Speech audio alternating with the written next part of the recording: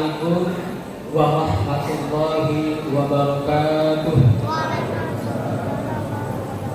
Alhamdulillahilladzi ja'ala taqwa libasas sholihin. Allahumma sholli wa sallim wa barik ala sayyidina Muhammadin wa ala alihi wa sahbihi ajma'in, amma ba'd. Faqala Allah ta'ala fi kitabihil karim, a'udzu billahi minasy syaithanir rajim. Ya ayyuhalladzina amanu kutiba 'alaikumus siyam kama kutiba 'alal ladzina min qablikum la'allakum tattaqun. Sadaqallah. Bapak Ibu jamaah yang dimuliakan Allah Subhanahu wa taala. Alhamdulillah, pada malam hari ini kita sudah melalui hari pertama di bulan Ramadan, dan mudah-mudahan puasa hari pertama kita diterima oleh Allah Subhanahu wa taala. Amin ya rabbal alamin. Baik Bapak Ibu serta anak-anakku yang Bapak cintai, pada malam hari ini Al-Fakir akan menyampaikan sebuah tema kutub yang berjudul mukmin biasa atau spesial pakai telur. Bapak Ibu pilih yang mana? Yang pakai telur atau yang biasa? Pakai telur. Kalau Bapak Ibu sedang jajan di warung, ketika pesan mie rebus digoreng pakai telur, Bu, harganya pasti beda. Yang pakai telur mungkin harganya lebih mahal mungkin, tapi disukai karena banyak protein sendiri. Baik Bapak Ibu, Al-Fakir memberikan analogi malam hari ini dengan sebutir telur. Ini penting, bukan telur sembarangan. Bapak Ibu jamaah yang dimuliakan Allah Subhanahu wa taala, telur kita bagi menjadi 3 macam. Berapa Bapak Ibu? 3 macam. Pertama, ada yang namanya telur mentah. Telur mentah karakteristiknya adalah apa, Bu? Cepat rusak. Disenggol dikit akan apa? Pecah dan akan bertumpah di sini. Ya, inilah dalam perspektif orang yang beriman, orang mukmin yang seperti telur mentah, Bapak Ibu, itu seperti apa? Cepat pecah. Ada masalah dikit cengeng, masalah dikit sudah tersinggung, masalah dikit sudah ambil. Ini orang beriman yang karakternya seperti telur mentah atau orang mukmin biasa.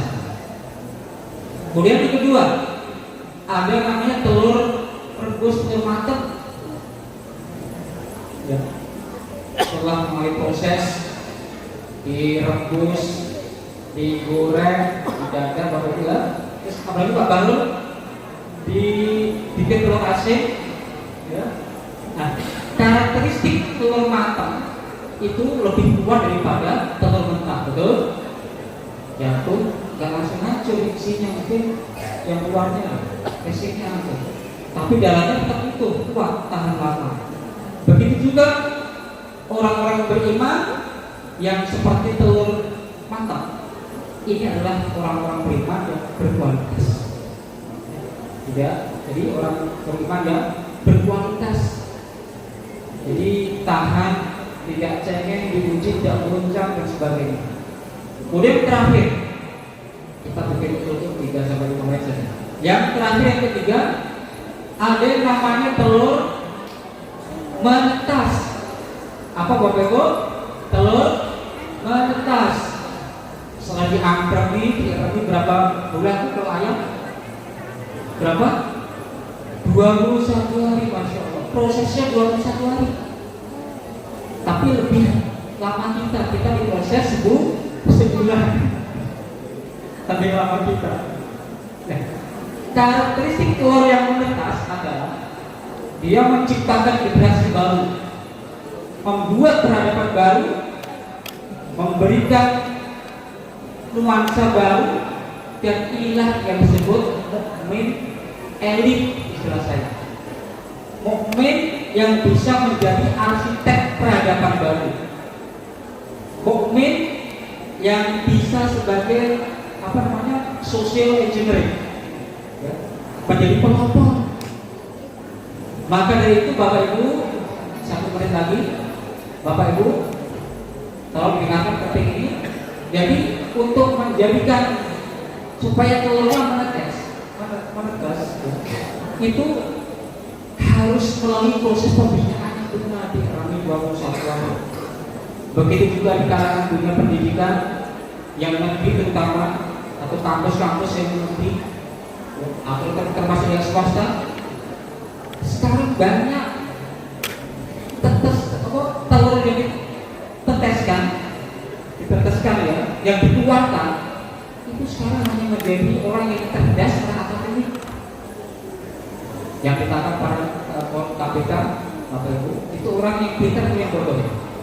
Itu produk kampus dari SD, SMP sampai kampus itu. Makanya dosen, dokter, profesor, rektor harus perlu dibangunkan supaya sistemnya dikonseling. Saya BK dengan konseling supaya melahirkan menetes itu dia ada cerdas secara akademik, tapi juga secara spiritual. Justru sebelum diisi intelektualnya, imannya dua hatinya. Kalau di negeri pagi-pagi sholat duha, pagi ceria dengan Quran dulu, sholat baru, cita-cita atau mikir. Ini kalau tidak diingatkan, nanti para pengelola pendidikan dari dasar sampai tinggi itu sembrono. Yang dihasilkan produknya kotor semua ditangkap KPK. Bukan produk yang bisa, tapi produk perguruan tinggi. Makanya saya bikin gerakan bukan wacana ini, sistem pendidikan si konseling, bukan konseling dokter, tapi sistemnya harus berubah. Ada pembinaan yang salah. Makanya Ramadan ini prosesnya adalah membuat peradaban baru. Masya Allah, tadi di grup sudah saya bikin, Pak RT bisa nggak sih peradaban baru? Bisa, sangat bisa. Masya Allah. Kalau perlu bantuan proposal, tinggal bilang iya saja. Insya Allah saya bantu. Setiap zaman ada orangnya, ya. Setiap zaman ada orangnya. Maka dari itu mudah-mudahan dengan kekompakan kita, ketika membangun peradaban ego pribadi di lembur jadi ego bersama. Namanya bangun peradaban. Kalau sekarang sendiri-sendiri. Mudah-mudahan malam hari ini kita tidak hanya menjadi mukmin biasa atau sekedar formalitas, tetapi juga menjadi arsitek pendidikan, kalau guru, kalau dosen, kalau dokter, menjadi arsitek pembangunan kalau aparat pemerintah. Makanya ketika Pak RT, Pak RW ada kesempatan berpidato di depan umum, maulid, jangan pidato banyak maulid, programnya sampaikan. Nanti sebenarnya Pak Ustaz nanti kalau pidato tentang maulid, tentang doa, programnya apa untuk kontribusi di masjid Islam atau program yang nyeleneh yang tidak dimiliki oleh orang lain itu apa? Sampaikan. Kesempatan kapan lain kalau nanti Pak RT, Pak RW, Pak Lurah bisa ceramah, nanti yang menyampaikan programnya Insya Allah kita tetap ya, mudah-mudahan bermanfaat. Bapak Ibu semuanya, mudah-mudahan malam ini malam penuh berkah dan kita bisa proses besok sampai tuntas sebulan untuk mudah-mudahan diterima oleh Allah SWT. Amin ya Rabbal Alamin. Assalamualaikum warahmatullahi wabarakatuh.